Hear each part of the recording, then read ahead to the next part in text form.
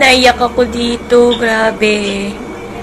Totoo pala talaga na kapag nagdaan ka sa sobrang dami ng heartbreaks mo sa buhay, no?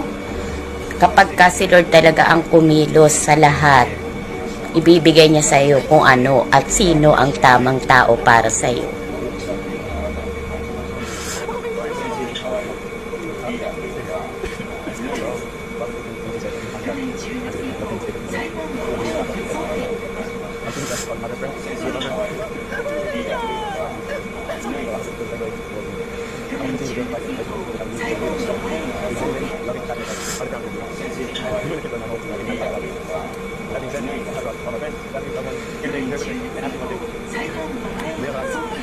Would you make it happy?